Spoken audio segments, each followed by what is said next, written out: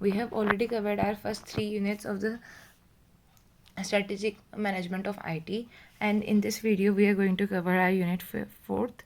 इसमें हमारे पास आ जाता है customer relationship management CRM.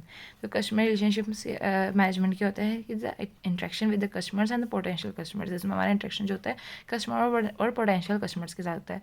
And the aim is to increase the customer satisfaction and the loyalty. यही होता है हमारा कि भैया सेटिस्फेक्शन और लॉयल्टी हमारा जो इंक्रीज़ हो जाए. इसमें हमारे टाइप्स होते हैं operational, analytical and collaboration. Operational होते हैं जिसमें हम डेली टू डेली बेसिस पे उनकी कस्टमर की जो प्रॉब्लम्स होती हैं उनको कैटर करते हैं. ठीक है. एनालिटिकल से में आ जाता है कि हम एक इंसाइट्स के लिए हम उनसे एक जैसे सर्वेज वगैरह हो गया, ठीक है, उनके साथ हम इंट्रैक्शंस करते हैं जिससे हमारे फर्दर प्लानिंग्स वगैरह के लिए हमें एक इंसाइट्स मिल सके. तो हमारा एनालिटिकल बेसिस पे हो गया.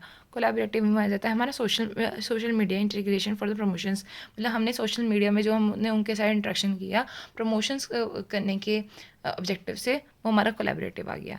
ठीक है. तो आप इसको अच्छे से एक्सप्लेन कर सकते हो और बहुत ईजी है इसे लिखना, याद करना और उसको एक्सप्लेन करने में बहुत ईजी है. ठीक है. नेक्स्ट हमारा आ जाता है सप्लाई चेन मैनेजमेंट.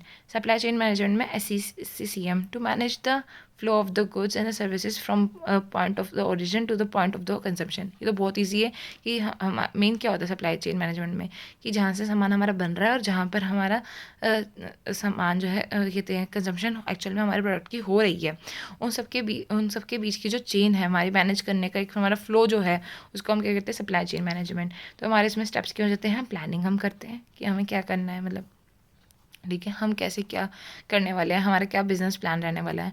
हम फिर उसके बाद सोर्स देखते हैं कि हम कहाँ से रॉ मटेरियल जो है उठाने वाले हैं. मेक में यहाँ पर ट्रांसफॉर्मेशन आ जाता है कि हम उसमें क्या ट्रांसफॉर्मेशन करने वाले हैं, क्या फर्दर हम उसके ऊपर मैन्युफैक्चरिंग करने वाले हैं या प्रोडक्शन करने वाले हैं. उसके बाद जो हमारा फाइनल प्रोडक्ट आता है उसको हम डिलीवर करते हैं. देन हम उसकी रिटर्न या कस्टमर सर्विसेज करते हैं. रिटर्न में यहाँ पे कस्टमर सर्विसेज सब कुछ आ जाता है कि हम कस्टमर को अगर डिफेक्टेड लगता है कुछ भी लगता है तो हमें रिटर्न एक्सचेंज जो भी होता है वो सब चीज़ें इसमें आ जाती हैं.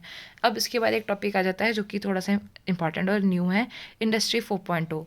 तो इंडस्ट्री 4.0 क्या है, फोर्थ इंडस्ट्रियल रिवोल्यूशन है, use of the advance technologies to transform the manufacturing process.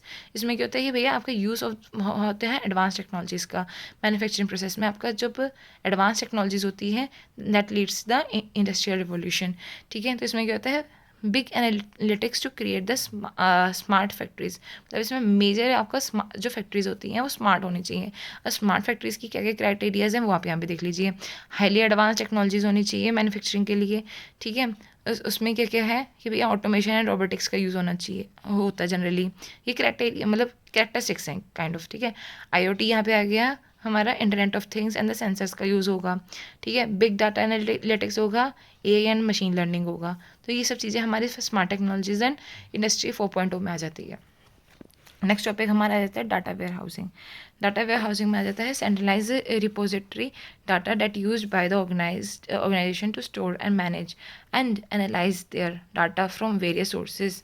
मतलब इसमें क्या होता है कि भैया एक सॉर्ट ऑफ हमारी एक रिपोजिटरी डाटा होता है जिसमें एक ऑर्गेनाइजेशन अपना रखती है जहाँ पे वो अपना डाटा को स्टोर करती है, मैनेज करती है, एनालाइज करती है.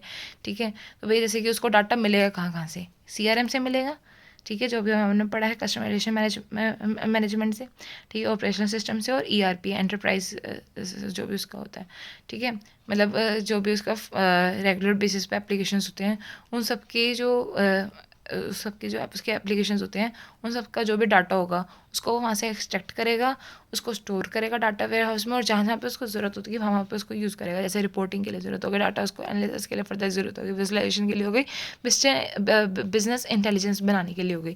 तो एक हमारा flow of data warehouses हो गया. Characteristics of data warehouses हो गया भैया सब्जेक्ट ओरिएंटेड या सब्जेक्ट ओरिएंटेड होता है. जो चीज़ चाहिए वो उस बेसिस पे आपको डाटा मिलेगा.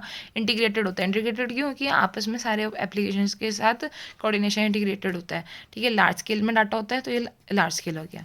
ठीक है. इसी के साथ हमारा यूनिट 4 भी कंप्लीट होता है. अब हम मिलते हैं यूनिट 5 के लिए. Bye bye.